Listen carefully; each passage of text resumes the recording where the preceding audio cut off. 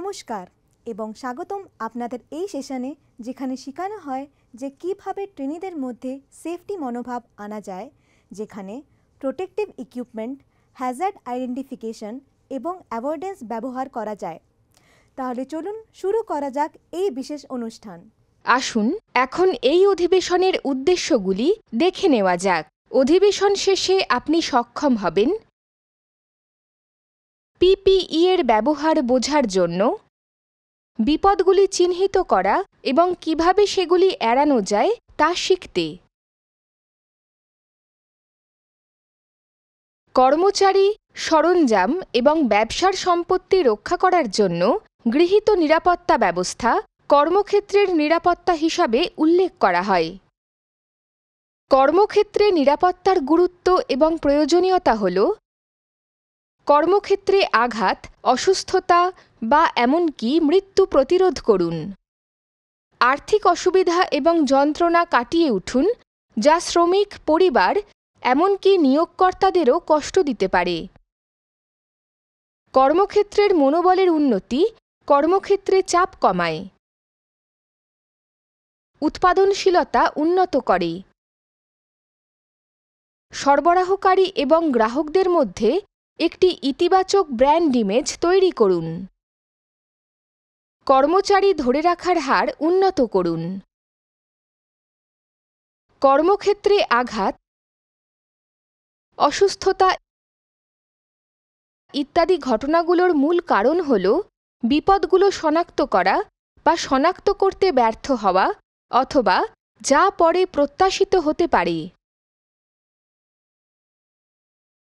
সুতরাং কর্মক্ষেত্রে নিরাপত্তা নিশ্চিত করার প্রথম ধাপ হল বিপদ শনাক্তকরণ এবং মূল্যায়ন। বেশিরভাগ ক্ষেত্রে চিহ্নিত বিপদ বা ঝুঁকি দূর করা হল কর্মক্ষেত্রের নিরাপত্তা নিশ্চিত করার একটি কার্যকর উপায়। যদি চিহ্নিত বিপদগুলি নির্মূল করা না যায়, তবে সেই বিপদগুলি সঠিকভাবে মূল্যায়ন করা উচিত এবং সুরক্ষা নিশ্চিত করার জন্য কার্যকর নিয়ন্ত্রণগুলি প্রয়োগ করা উচিত। কার্যকরী নিয়ন্ত্রণের মধ্যে কর্মীদের আসন্ন বিপদ এবং সতর্কতা সম্বন্ধে যথাযথ প্রশিক্ষণ এবং সুবিধা প্রদান করা প্রয়োজন, যাতে সে কর্মক্ষেত্রে কার্যকরী নিয়ন্ত্রণ রাখতে পারে। বিভিন্ন নিরাপত্তা ও সতর্কতা সম্পর্কে জ্ঞান থাকা শ্রমিকদের কর্মক্ষেত্রে দুর্ঘটনা এড়াতে সাহায্য করতে পারে। এটি শ্রমিকদের মধ্যে নিরাপত্তা মনোভাব গড়ে তুলতে সাহায্য করে। কর্মক্ষেত্রে আমাদের কি কি বিপদ আসতে পারে এবং কিভাবে এই বিপদকে আমরা সুস্থ শরীরে ও নিরাপত্তার সাথে এড়িয়ে চলব, সেই বিষয়ে জেনে রাখা গুরুত্বপূর্ণ। পেশাগত বিপদকে আঘাত বা অসুস্থতা, সম্পত্তির ক্ষতি, কর্মক্ষেত্রের পরিবেশের ক্ষতি কিংবা এইগুলো সংমিশ্রণে সৃষ্ট ক্ষতির উৎস হিসেবে সংজ্ঞায়িত করা হয়।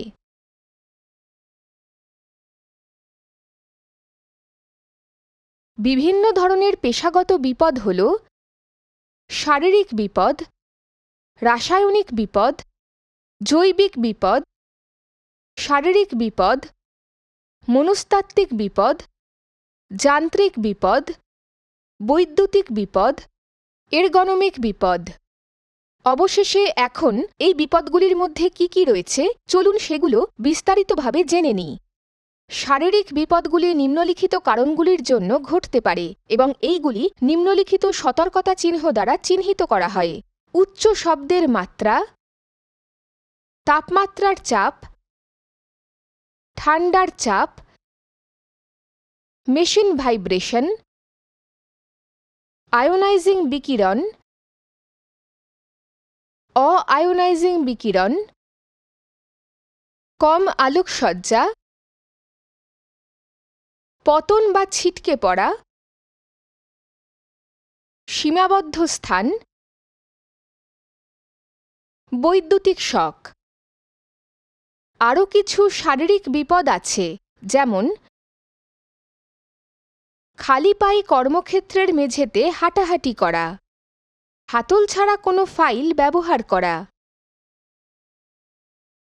কিলক ছাড়া একটি বল পিন হাতুড়ি দিয়ে ছেনির মাথায় আঘাত করা। পকেটে কলমের খোলা ধারালো প্রান্ত রাখা। মাশরুমের মাথাযুক্ত ছেনির সঙ্গে একটি ধাতুপৃষ্ঠ চিপিং। নিরাপত্তা চশমা ছাড়া একটি ধাতব পৃষ্ঠে চিপিং। ক্ষতিগ্রস্ত স্লিংসের সাথে ভারী বোঝা তোলা। কাছাকাছি মানুষ কাজ করার সময় লোড তোলা। একটি অনিশ্চিত লোডের নিচে দাঁড়ানো। রাসায়নিক বিপদগুলি নিম্নলিখিত কারণগুলির জন্য ঘটতে পারে এবং এইগুলি নিম্নলিখিত সতর্কতা চিহ্ন দ্বারা চিহ্নিত করা হয়। দাহ্য রাসায়নিক, বিস্ফোরক, বিষাক্ত পদার্থ, ক্ষয়কারী রাসায়নিক, তেজস্ক্রিয় পদার্থ। জৈবিক বিপদগুলো সাধারণত নিম্নলিখিত কারণে ঘটে: ব্যাকটেরিয়া, ভাইরাস, ছত্রাক, উদ্ভিদের কীটপতঙ্গ, সংক্রামক উপকরণ। এগুলি সাধারণত এই সতর্কতা চিহ্ন দ্বারা চিহ্নিত করা হয়। শারীরবৃত্তীয় বিপদের কারণ হতে পারে বার্ধক্য, কাজের চাপ, প্রচেষ্টা ও পুরস্কারের ভারসাম্যহীনতা, সুপারভাইজার এবং সহকর্মী সমর্থনের অভাব, দীর্ঘ সময় ধরে কাজ, কাজের তীব্রতা, কর্মজীবনের ভারসাম্য, কাজের নিরাপত্তাহীনতা। মনস্তাত্ত্বিক বিপদগুলির মধ্যে রয়েছে ভুল মনোভাব, ধূমপান, মদ্যপান, অদক্ষ পন্থা, দারিদ্র্য শৃঙ্খলা সহ অনুপস্থিতি, অবাধ্যতা, আক্রমণাত্মক আচরণ, দুর্ঘটনার প্রবণতা, মানসিক অশান্তি যেমন সহিংসতা, গুন্ডামি ও যৌন হয়রানি। যান্ত্রিক বিপদের মধ্যে রয়েছে অরক্ষিত যন্ত্রপাতি, কোনো বেড়া নেই, কোনো নিরাপত্তা ডিভাইস নেই, কোনো কন্ট্রোল ডিভাইস নেই। বৈদ্যুতিক বিপদগুলির মধ্যে উল্লেখযোগ্য হল কোনো আর্থিং নেই, শর্ট সার্কিট, ফুটো থাকা, খোলা তার, ফিউজ বা কাটা ডিভাইস নেই।